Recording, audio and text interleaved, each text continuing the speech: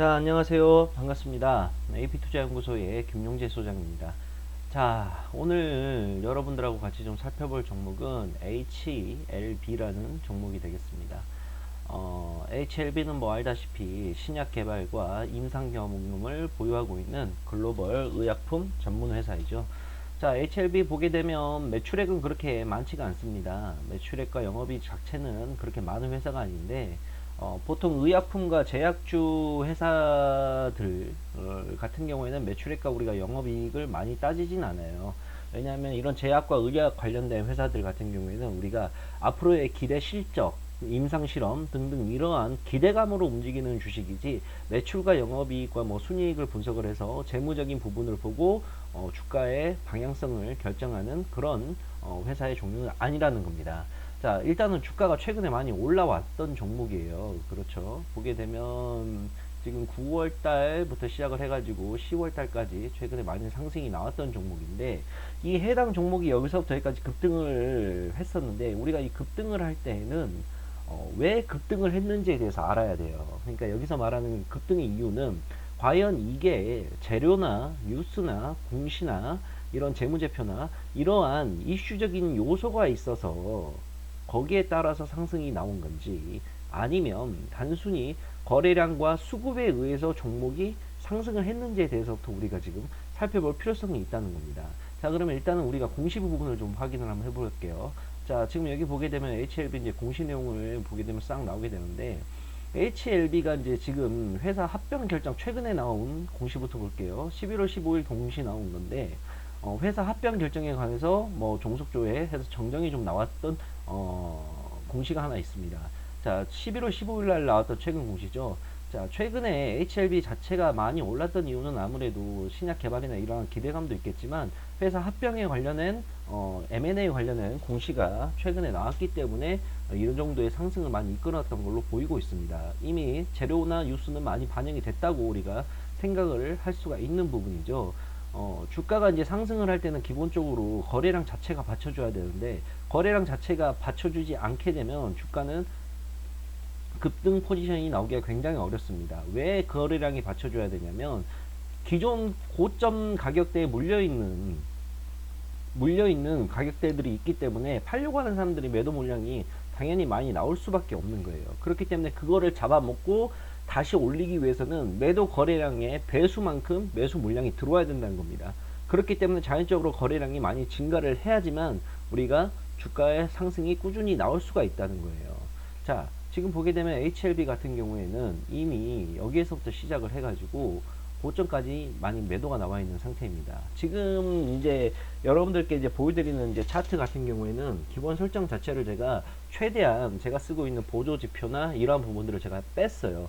왜냐하면 그런 것들이 지금 많이 차트에 들어가 있으면 제가 우리 회원님들께 이야기를 해드릴 때 너무 복잡하게 이야기를 해드릴 수가 있고 혼동의 요지가 있을 것 같아서 최소한으로 제가 필요한 부분만 차트를 지금 재설정을 해서 우리 회원분들께 알려드리는 겁니다. 자, 지금 보시게 되면 이제 제가 쓰는 이제 보조지표 매도 신호 중에 RSI라는 매도 신호가 있는데 보게 되면 이미 RSI에서는 매도 신호가 지금 현재 고점에서 나와 있는 상태입니다. 그리고 이제 매수 시점에서는 나와 있는 건데 이러한 차트 이 빨간 선은 매수 신호고요. 이 파란 신호는 매도 신호입니다.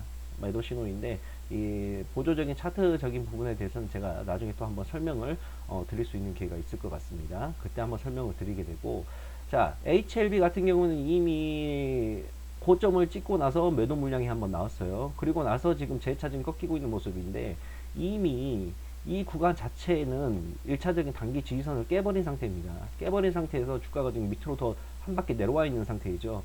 물론 최근 시장 자체가 많이 꺾여 있는 상태이기 때문에 지금 보시게 되면 여기에 지금 코스피 지수와 코스닥 지수가 나와 있죠. 코스피 지수도 최근 들어서 많이 고점에서 밀려있는 모습이고 코스닥 지수도 최근 들어서 많이 밀려있는 모습입니다.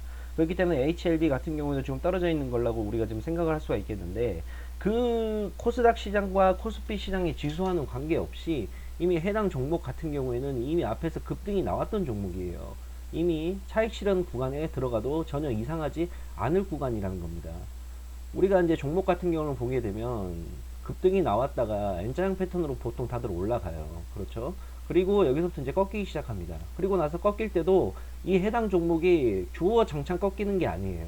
해당 종목이 주어 장창 빠지는 게 아니라 반드시 어느 정도 지지선을 한번 만들고 나서 여기에서부터가 이제 결정이 되는 거예요. 왜 여기서 결정이 되냐면 추가적으로 상승이 나올 것이냐 아니면은 단기 지지선을 빼면서 움직일 것이냐 라는 건데, 아주 기본적으로 이 구간에서 단기 지지선을 이탈할 경우에는 일단은 손절로 대응을 하셔야 되는 게 맞습니다. 또는 매수를 하려고 생각하시는 분들은 이 구간에서 매수를 하는 게 아니라 차트 자체가 우상향으로 다시 올라왔을 때 매수를 해야 된다는 거예요. 자, 이미 여기에서 한번 지지선이 나왔어요. 어떤 종목이든지 마찬가지예요. 급등이 나왔던 종목이 밑에적으로 이미 급등이 나왔던 종목이 추가적으로 빠질 때에는요, 바로 이렇게 곤두박질을 치는 경우 케이스는 없습니다.